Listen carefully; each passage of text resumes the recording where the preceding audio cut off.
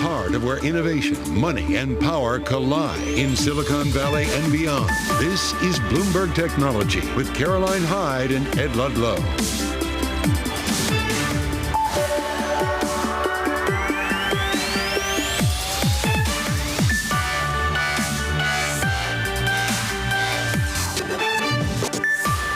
Hyde at Bloomberg's world headquarters in New York. Ed Ludlow, he's off this week. This is Bloomberg Technology. Coming up in the next hour, Wall Street eagerly awaiting Nvidia's earnings due out tomorrow. Will we get confirmation that shares can meet the sky-high expectations set by the boom in artificial intelligence?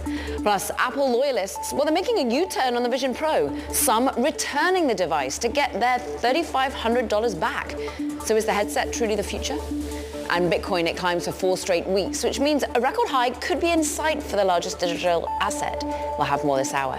But first, let's check in on these markets. And look, just maybe some profit taking ahead of another big week when you're coming to the earnings expectations. S&P 500 actually below that $5,000 level. We've had a run up in February. Are we going to be selling some of that fact into the second half? NASDAQ off by more than a percentage point as tech gets hit the most. It's interesting that I shine light on some of the Chinese tech stocks that are traded here in the US, off by almost 2%. Look, the riding to the rescue in the mortgage area in particular, the cuts to the mortgage rates, which are meant to be propping up the property sector, not enough. Lukewarm response, and certainly the Chinese sector in terms of tech also exemplifying that. Move on, have a look at some of the individual movers and what's happening in crypto. Bitcoin, as we said, has marched higher for 4 straight weeks. We're up 21% over the course of this year alone. And it is notable that we're almost at that $52,000 level. Some bulls, some tech charts really starting to signal that we could eclipse that $69,000 handle we've had in the past. Move on and have a little look at what's happening in the world of individual movers. And as I say, well, on the global foundries part, we're actually up 2.8%, one of the tech outperformers of the day. Why? Well, because they seem to be getting yet more funding from the government, yet more movement towards supply chain here in the United States, and some building in Malta in particular. So we're up at $54.86. Trade Desk pulling back on what was a rampant rise on Friday. Numbers outperformed on the Thursday night. We saw really earnings flourish for this particular advertising company. And, well, they're just taking a little bit of profit today, having risen more than 20% on Friday. Nvidia also seeing some profit taking. In fact, chips across the board. We wait and we watch on what will happen tomorrow when we get those earnings. I'm so pleased to say that our next guest can really dive into the world of those stocks in particular when it comes to Nvidia. Let's go to Alti Tiedemann Global CIO, Nancy Curtin. Nancy, it is great to get your perspective when you've got such an amount of money under assets, $67 billion, and you've really seen round corners when it comes to AI. Are you thinking we'll sell the news tomorrow when it comes to Nvidia? Well, look, Caroline, first of all, lovely to be back again. You know, there's 771 companies announcing this week, but there's really only one that matters, isn't that? And that is Nvidia, of course, tomorrow after the close. And there's huge expectations built in. I mean, the stock is up nearly 50%, a little bit of correction today, but the stock is nearly up 50%, nearly 18 times over the last 5 years. So it's been on a roll here, 230% last year. And of course, last week it edged out Amazon and Alphabet in terms of, size at 1.8 trillion.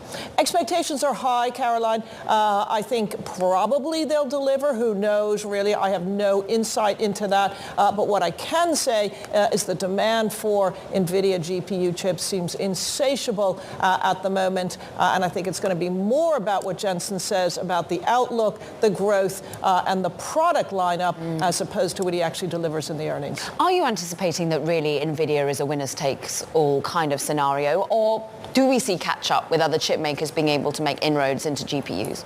Well, look, anytime you have a market that's projected to grow 18 times over the next 10 years, where Nvidia's gross margins are 70%, you're going to have competition. And at the moment, AMD and Intel are producing chips that bit rival Nvidia. And of course, Jensen calls them the frenemies. Who are those? Microsoft, Meta, Amazon. They're all developing accelerator chips as well. But look, NVIDIA does not stand still. They continue actually to bring out a lot of product releases. We've got the H200, we got the so-called Blackwell, codename Blackwell, and of course we have the X100 next year. And in each of these, what we expect is to see greater energy efficiency, more processing capability, and lowering costs as well. And this is going to be all about the volume storage story heading forward. But don't write off Nvidia. They have a pretty strong competitive moat. Let's face it, Nvidia is more than a hardware company. It's hardware and software and tools and development and training modules. This is really important for the development community. CUDA, this is a very, very important competitive moat that they have, certainly vis-a-vis AMD and Intel. But also Nvidia is cloud and platform agnostic. So that's important for enterprises. If you're developing your large language model, you may not want to be just hitched up to one hyperscaler. So there's a lot of competitive stuff that Nvidia still has in their favor. Talk about the hyperscalers and talk about what we've seen in terms of Alphabet, for example, trying to ultimately provide from the cloud perspective, but also when they have been offering the competitor to Microsoft's OpenAI and Bing Search and the like. Have you been impressed with the way in which big tech has been able to ensure that they're not being innovated out by some of the more nimble startups?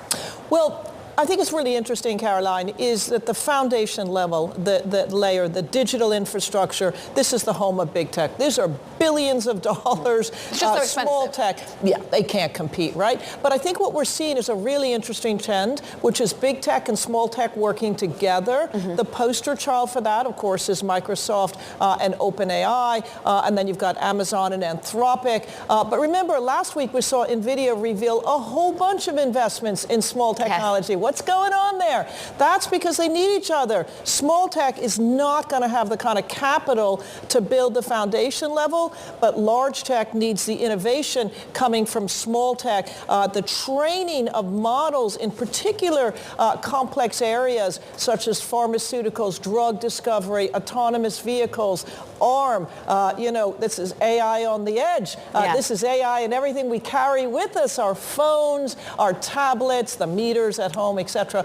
So I think this trend of big tech and little tech working together goes under a bit of the regulatory scrutiny, but it's also a win-win for both sides. So Nancy, as CIO, where do you gain that exposure? You're obviously going to be getting into the publicly traded stocks, but where have you found alternatives when you are looking at the private markets? So 3 ways that we're looking to play this. Number 1, we've got passive S&P 500 exposure. Thank you very much. It's very cheap. So, and it means we don't underperform, which is a good thing. Lots of people did last year. But the second thing is we're adding a global tech manager because we think there's a divergence. Last year was all about the Magnificent Seven. You had to own all of them. Take a look at this year. Nvidia is up nearly 50%. Tesla's down 25%. Hello. So divergence in performance. We also think there will be a broadening in the tech space. We see it with ASML, ARM, SAP, by way of example. Lots of companies are going to participate as they become part of the Gen AI journey, an opportunity ahead. And we also think, smart technology managers focused on winners and losers can really think about areas that have not been priced in. So those are 2 things we're doing in the public market. I talked about big tech and little tech. We're going to play that through the private markets because we get exposure to leading venture and growth managers that are investing in this space. And we think that's a phenomenal opportunity because if we get that right, those gains aren't like 10% a year. They're absolutely enormous potentially. So we think that's interesting. But the final thing I'll say, Caroline, is infrastructure. Jensen, Satya Nadella, there's $1 trillion of infrastructure spend to happen in the digital space. It's not just going to be data centers, fiber optics, towers, edge computing, power, and we think infrastructure very interesting, uncorrelated to the equity markets, has a bit of an inflation hedge. That's quite nice given the numbers we saw last week, and we're underwriting that to about a 10 to 12% return. So we think that's pretty nice as well. Talking diversification, Alti Tiedemann, Global CIO. Nancy, great to have you back on the show. Lovely to be here. Thank you. There. Meanwhile, let's just talk about one of those Magnificent Seven that we talk about less in the world of AI, though. Apple's Chief Operating Officer, Jeff Williams, is on a rare visit to Taiwan to celebrate the 50th anniversary of Foxconn. Look, it's the company that helped build the iPhone empire by assembling those devices to exacting standards in factories across China. Bloomberg's Mark Gurman joins us now on what's happening across the board with Apple and how certain companies, he wasn't the only executive to go along to this ultimately quite rare event happening in Taiwan. Often executives don't want to be making big flamboyant trips like this. Yeah, this is certainly a rare event, but like you said, it's a very important occasion. This is the 50-year anniversary of Apple's most important partner. And I don't even think that's arguable. Foxconn builds 90+% of the devices Apple sells, the core of the company's business. And Jeff Williams, as the company's chief operating officer, he really oversees that relationship along with his top lieutenant, Sabi Khan, who's the senior vice president of operations. So the two of them, we've reported, are in Taiwan for that 50-year anniversary. Tim Cook, who really created that relationship a couple of decades ago when he became Apple's head of operations in the early 2000s, he is not there. Instead, we're told that he sent a video message. And obviously, we're all well aware of the geopolitical challenges related to China and Taiwan. We're aware of the little dance that Tim Cook and other Apple executives have to play in terms of managing that relationship in China. And perhaps Cook and Apple felt it was more proper for Cook not to go to Taiwan for this event, but rather send two of his top deputies. And maybe he's focused in on the sales or returns of a certain new product that's hit the market with Apple. Mark, what you were talking about with Power On this weekend? Yeah, the Vision Pro. I mean, first of all, I don't think Tim Cook is boarded up in a conference room in Cupertino at Apple Park because of this. I don't think Apple is at a crisis or anything with the Vision Pro, but we have heard that the Vision Pro return rate is somewhere between average and above average, depending on the store. The device itself, we've had some people complain about the bugginess of the operating system, the battery life, and more importantly, the comfort, actually being able to wear it for long periods of time. So people have been sending it back for that reason. And why that's interesting, obviously people buy Apple products and return them all the time. But if you're buying the Vision Pro at the current price from the get-go, it means you're a very early adopter or a massive Apple fan. Those are the people who typically are not returning your Apple products. And so those are the people doing it this time. That's why it's so interesting. In terms of me, I love it. I'm continuing to use it. It's buggy. It gets uncomfortable from time to time, but it's great for watching video. My hope is that it gets better soon. I don't anticipate the bugs really dropping until a big Vision OS update. That's the operating system until the fall. But I am banking on some improvements in the not too distant future. This is version 1. Mark Gurman, we thank you so much for bringing us all across the board of things Apple.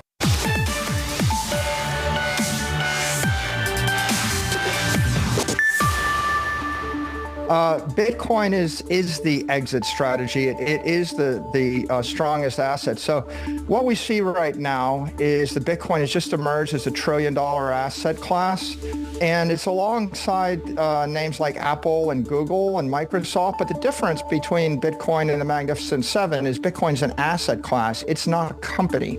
There's not enough room in the capital structure of those companies to hold $10 trillion or $100 trillion worth of capital. Of course, that was MicroStrategy Chairman, co-founder Michael Saylor there. Of course, pretty long Bitcoin. His comments come off Bitcoin's recent rally to $52,000. Its price actually tripling since the start of 2023. And now, well, Bitcoin might even retest a new record high, according to some technical analysis. Now, consider this. The rally includes 4 straight weeks of increases through February 18th.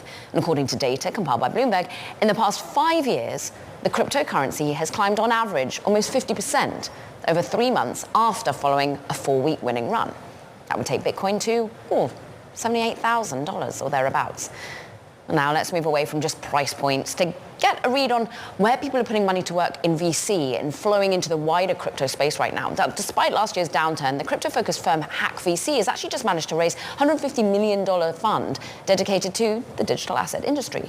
Let's bring Alex Pack on, co-founder and managing partner of Hack VC. And look, this isn't your first time raising money, and you've raised $200 million in the past. This is sort of a follow-on for what part of the ecosystem, what sort of size of companies, what kind of problems do you want to see fixed here? Yeah, thank you for having me on. Yeah, it was a bit of a challenging fundraising environment now versus prior years, of course.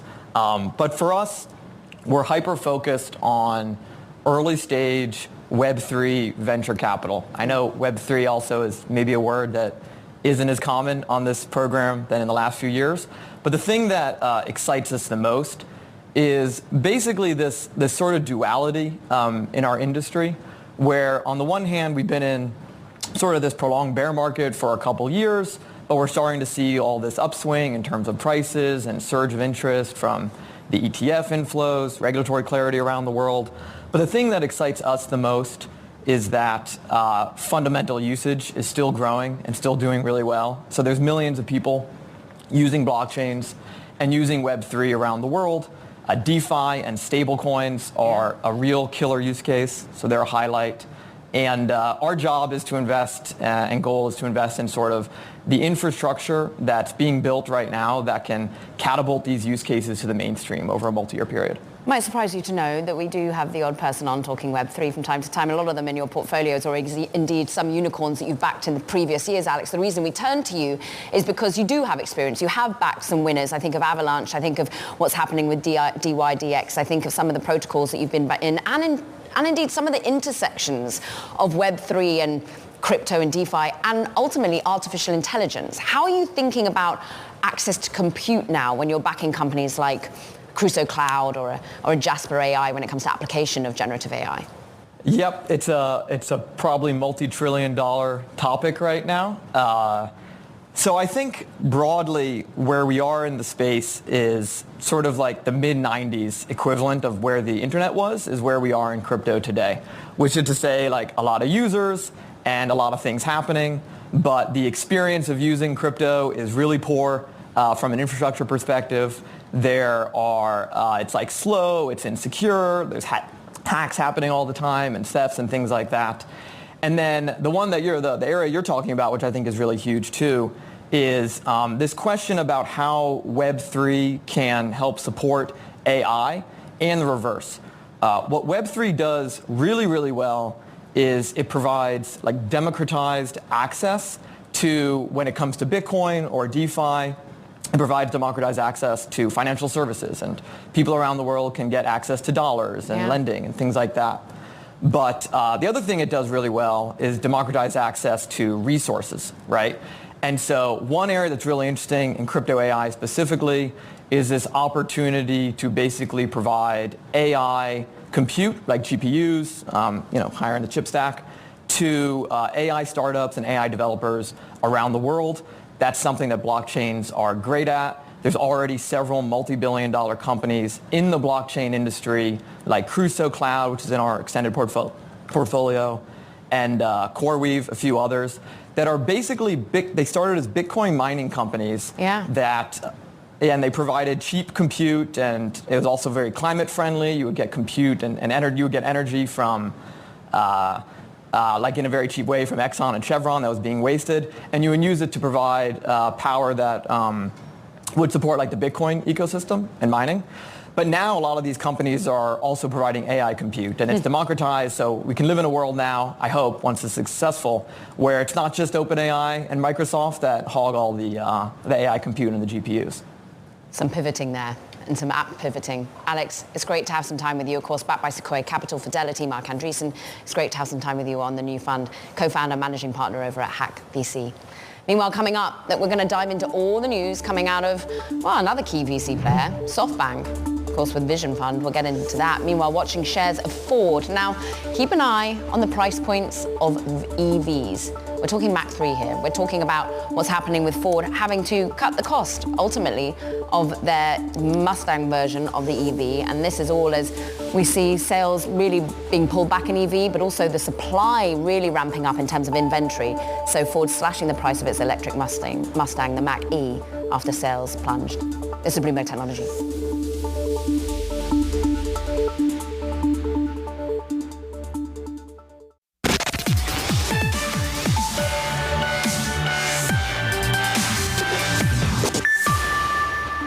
Time now for Talking Tech. And first up, it's a coalition of international law enforcement agencies, including the FBI, the UK National Crime Agency, that have said they have disrupted Lockbit, one of the most prolific hacker groups of all time, including shutting down websites the organization used for some ransomware payments.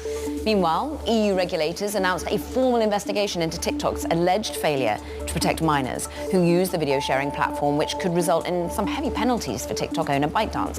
EU Internal Market Commissioner Thierry Breton announced that the social media platform will face a formal investigation under the bloc's flagship Digital Services Act, which empowers regulators to levy fines of as much as 6% of annual sales or ban repeat offenders from the EU. Plus, SoftBank Vision Fund, America's managing partner, Lydia Jet, is leading the investment firm, according to sources. Now, Jet has represented SoftBank on boards of Wii, of Fanatics, of Flipkart, of Coupang, among some other companies. But there's a lot of news surrounding SoftBank at the moment, and let's go to the parent company now. The founder, Masayoshi Son, is considering the creation of a $100 billion chip venture that would supply AI-enabling semiconductors. The interesting thing is where he's doing this and who with. Bloomberg's Alex Webb has the story, and we should perhaps have no surprise that SoftBank, having taken money from Saudi Arabia into the Vision Fund, is equally willing to build a new chip reality with the country too. Yeah, it's obviously a huge opportunity when it comes to investment. Saudis are sitting on a huge amount of capital. They're trying to, of course, diversify their economy away from oil. This is not news.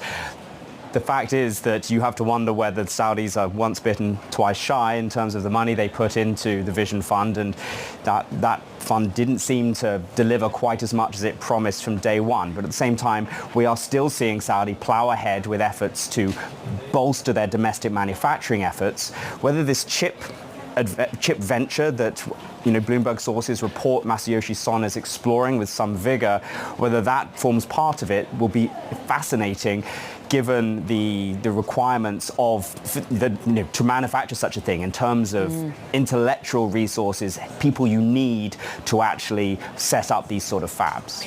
It's interesting because we've had a lot of reporting that, of course, Sam Altman has been going back and forth to the Middle East and indeed to Masayoshi Son discussing the future of chip making and manufacturing. Saudi Arabia has, $100 billion in terms of an investment firm. They have a load of deals that they're announcing, and $150 million with SoftBank is going to be into what? Fully automated manufacturing? What sort of focus can we see coming from Saudi Arabia? So we hear talk of this, and that's what's been announced just recently, that they are building a new sort of $100 billion, they're building a new manufacturing and research and development conurbation, essentially. Much of that is likely to be in slightly old school manufacturing, things like cars. Lucid Motors, right in the middle of Saudi's manufacturing ambitions. Alex Webb with all the insight. It's such a global story. We thank you. Meanwhile, coming up, we're going to continue to dig into what earnings mean for more broadly the market. This is Bloomberg Technology.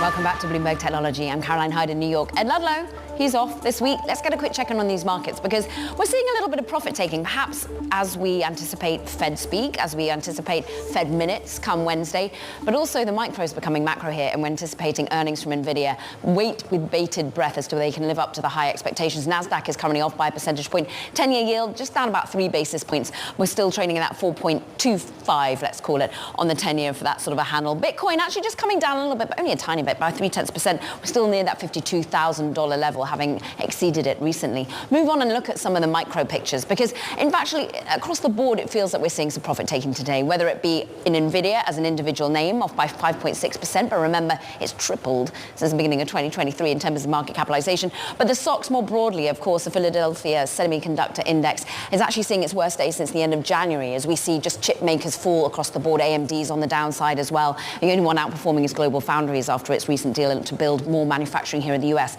But let's just talk about what micro is macro, how much we are all focused on whether the AI hype is real, particularly around Nvidia. I'm so pleased to say Liz Young is with us, so far ahead of investment strategy. And I mean, is it all about Nvidia? Do we sort of care much about the Fed when we come to more of a focus on AI right now? Well, I think we always care about the Fed, and last week was a good indication of that. We're starting to see the data stack up in a way that says inflation maybe isn't solved entirely, and now we've pushed that first cut back to June, so markets are trying to grapple with the idea that the cutting cycle might start later than we originally anticipated. But this week, number one, there isn't a whole ton of macro data, at least not loud macro data, for the market to cue off of, and Nvidia's earnings are going to be the story that we all anticipate and wait with bated breath, like you said, to find out. The risk that I see in this, and not necessarily in the company itself, but the risk that I see in this is that in 2023, we had such concentrated performance. And so far in 2024, we've had a lot of the same. We've had a few fake outs of broadening out in the market, but you've got things like small caps that can't quite get above a certain level. We've seen some sectors broaden out, but others not participate yet. And we've seen that Magnificent Seven turn into more of the Magnificent Four. So the concentrated performance is still present. And the risk that you have when we have so much attention on one name is that the entire industry group or the entire sector ends up trading just based off of what might happen in that one name. Now, that could be good or bad in the short term, but it does present another type of concentrated risk to investors that are invested in whether it's semiconductors or the AI theme.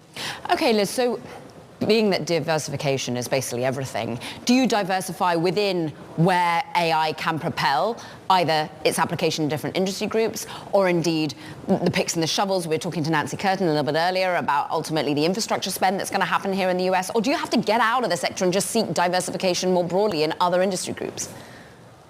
Well, it's a tough conversation. It's a good question because it's a tough conversation to have with investors today when really the experience they've had is that diversification hasn't worked, right? They've had concentrated performance, and if you were in the right names, you would have done better than if you were in a diversified portfolio of stocks. So it's a difficult thing to convince people of today. But when you invest in a theme, and this is just broadly how I approach themes and what I would say as a principle of investing, just the way that I think about it, when you invest in a theme, and AI is a theme today, number one, you have to expect that that theme is going to take 2 to 5 years, maybe even longer, to really come to fruition, to really mature into what we're expecting it to be. And over that time frame, things are going to change. So the way that we see the theme today, the way that we're expecting things to be optimistic about that particular theme today are probably going to morph. And you can compare it to something like the internet in the late 90s, early 2000s. The original way that we expected the internet to be profitable and exciting was not actually how it ended up being later, or at the very least, there were other things that were born out of that internet boom, right? Yes. We didn't know that e-commerce would be a big thing. We didn't know that ad spending would be a big thing for all these companies. So that same thing is likely to happen with the AI theme. So I would suggest when you're investing in a theme, I would suggest investing in it in a diversified way, and then keeping in mind that the time frame for a theme is much longer than 1 year. And right now, I think we're queuing off of really short-term periods. And Liz, what's so great about having your voice on is that we all can get very myopic about equities. But this is different asset classes that gain us exposure as well. How many of your clients are asking you, well, what about the bond market exposure I can get here? What about corporate bonds, not just US Treasuries? Yeah, that's another good thing to think about, that obviously over the last 3 years, or even just since the pandemic, equities have taken center stage, and there's been a lot of juicy stories about things that have happened in the equity market, meme stocks, AI, the Magnificent Seven. I mean, the list goes on and on. But the thing that's happened in the last year, because rates are higher than they've been in 40 years, people started to wake up to the fact that, oh, maybe treasury bonds are not as boring as I thought they were. Maybe it's okay to sit in something and get paid while I wait, get paid a dividend, get paid a coupon, and realizing that maybe there's even capital appreciation opportunity in some of those spaces that seemed so boring and vanilla before. The thing that I would warn people about, though, I do think that there's good opportunity in the treasury market, particularly on the shorter end of the curve.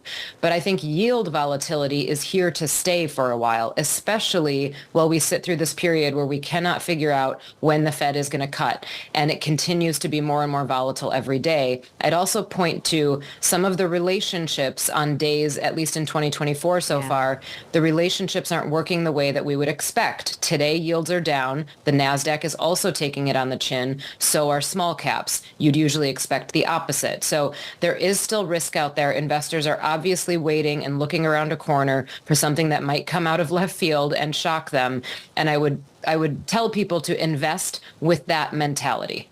Sophie, Head of Investment Strategy, so love having you on the show. Thank you, Liz Young. Thank you. Have a good rest of the week. Meanwhile, let's talk about Tinder for a moment. It's expanding its identity verification program with crime on dating apps on the rise. And of course, artificial intelligence actually making it more and more difficult to figure out who's real, who's fake. The dating platform will roll out the system in the US, in the UK, Brazil and Mexico over the coming weeks and months. It's already been testing the feature in Australia and New Zealand, where verified users, get this, saw a 67% increase in matches compared to those who weren't. Coming up, we're going to discuss the latest in the VC space. Portage partner Stephanie Chu is going to be on with us. And in fact, she's got a real laser focus on all things fintech. Well, here's a fintech flavor for you. Big deal happening. And it is big, well, it's enormously moving Discover Financial. They're up 14%. Capital One agreeing to buy Discover Financial Services in the $35 billion all-stock deal. It's going to create the largest U.S. credit card company by loan volume. And the kicker is the CEO of Capital One, 73-year-old Richard Fairbanks, saying this is a singular opportunity to bring together two companies that can compete in the largest payment networks. This is Bloomberg Technology.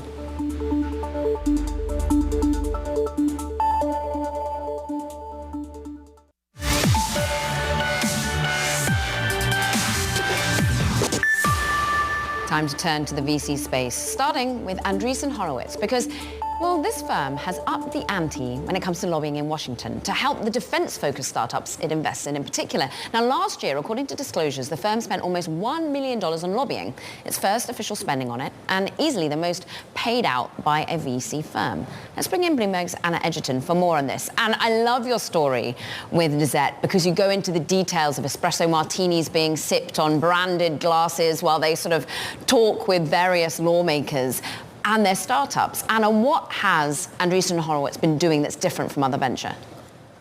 Well, it's not just different than other venture firms, but also different than other industries and other tech companies, because a lot of industries lobby in Washington. A lot of people are kind of walking the corridors of power in Washington, D.C.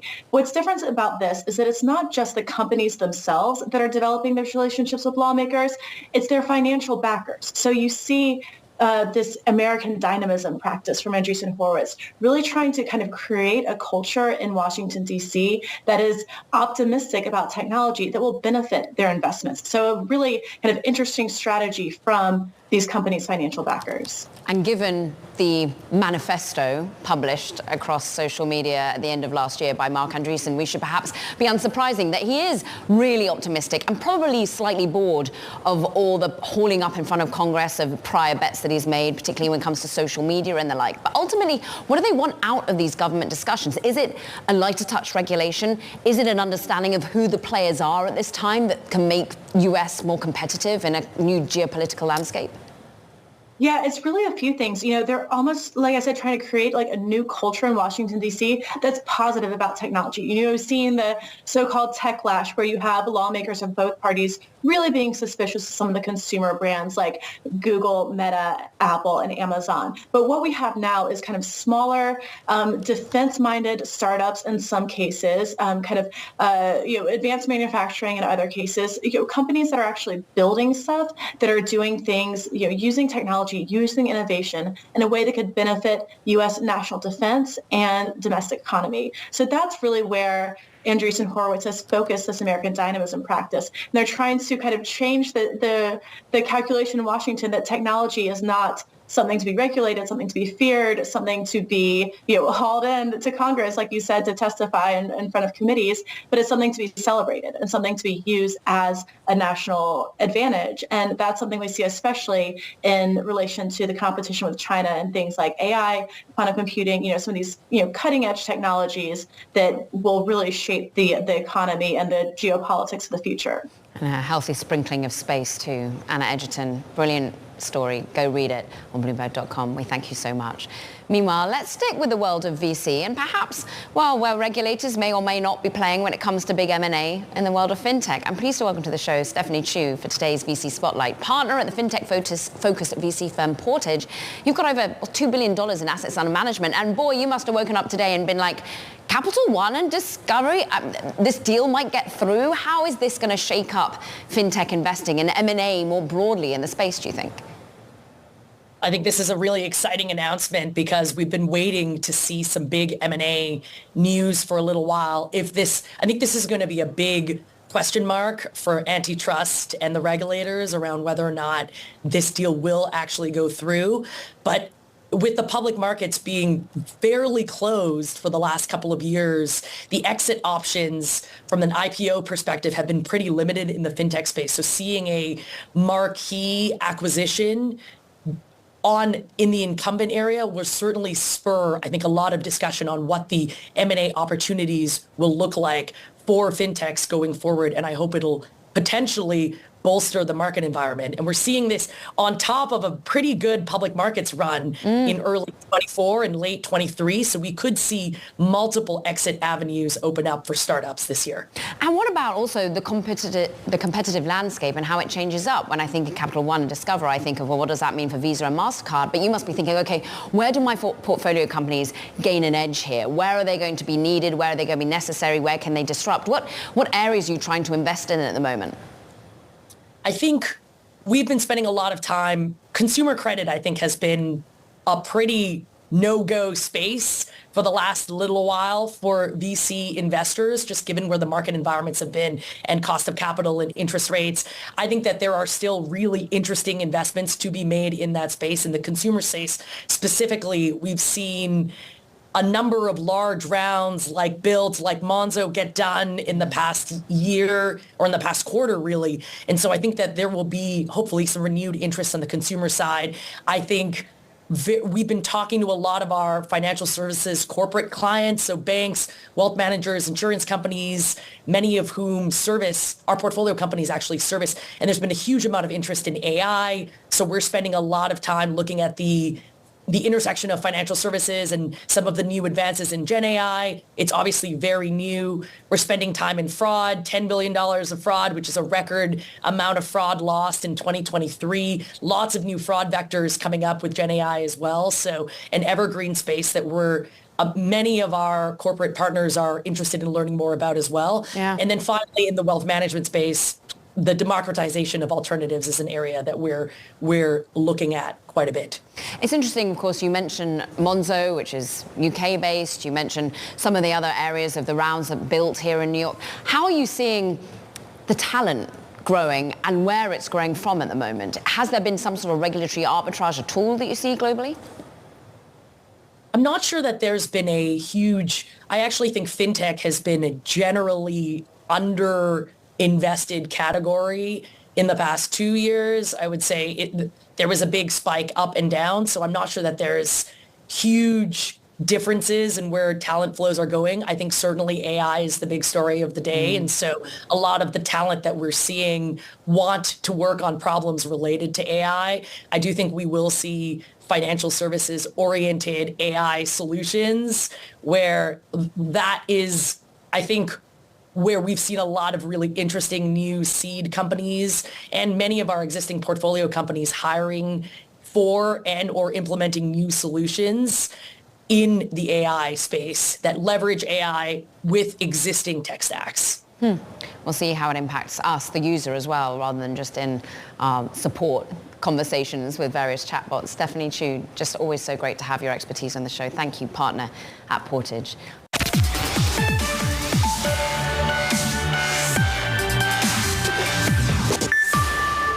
Now, the X account of the widow of opposition leader Alexei Navalny in Russia was briefly suspended, a day after it was used to help her challenge Russian President Vladimir Putin over the death of her husband.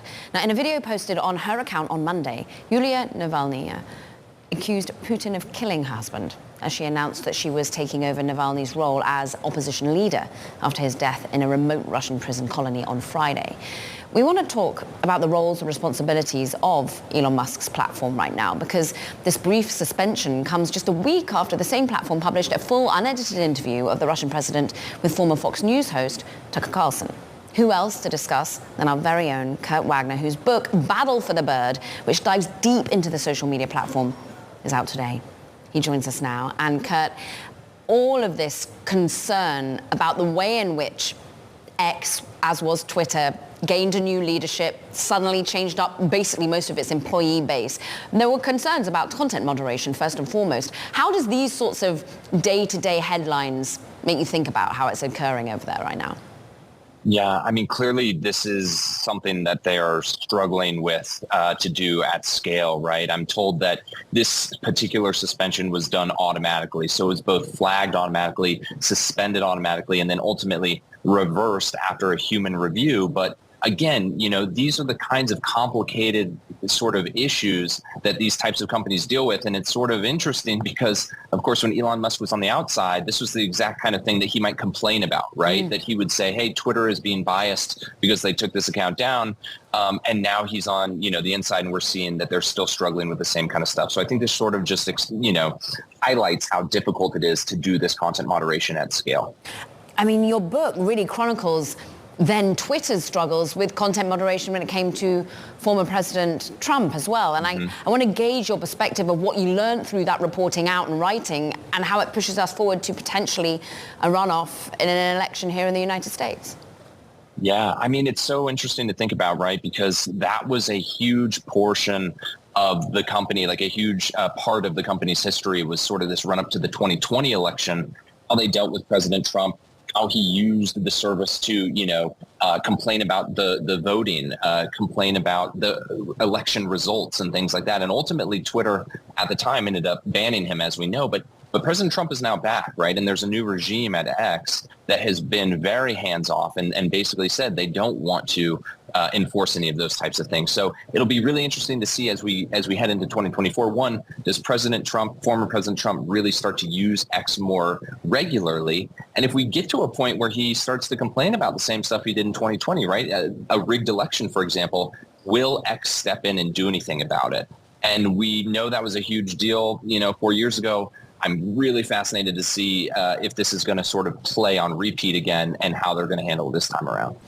And talk about alternate universes here, or what might have been. Because what's so interesting is some of the really juicy details you reveal in the book. For example, who could have led the business other than Jack Dorsey at the time and before Elon, took it over? Who was that executive? Yeah, this is one of my favorite details. It's right at the front of the book. When Jack Dorsey returned as CEO in 2015, the board was actually considering another candidate, Andy Jassy, who at the time was running AWS. We obviously all now know he's the CEO of Amazon today. And it's just a really interesting, thought process, or thought experiment, I should say, to think about what Twitter would have looked like had the board decided to go with more of a business-minded CEO versus Jack Dorsey, who was a product-minded CEO. And that was ultimately the deciding factor, I'm told, is that they thought Twitter was a company that had a product problem. So they just decided to go and bring back Jack Dorsey back. But again, it's just really interesting to think, like, where would the business have been had they brought in someone who was, maybe a little bit more traditional in terms of their business chops? Well, Kurt Wagner, we know how much work, blood, sweat and tears you put into this book, and congratulations on it going on sale today. We appreciate all your expertise day in, day out on the show. We thank you, Bloomberg's Kurt Wagner. Go buy the book. Meanwhile, that does it for this edition of Bloomberg Technology. You do not want to forget to check out our podcast, that there is going to be so much to be digesting, and you can do it on your terminal, online, on Apple, Spotify, or iHeart. All of this as we anticipate the all-important numbers coming from Nvidia after the bell tomorrow. Will they live up to expectations? Will we see AI hype become a reality? Will we see that revenue continue to double and triple? We'll see. This is Bloomberg Technology.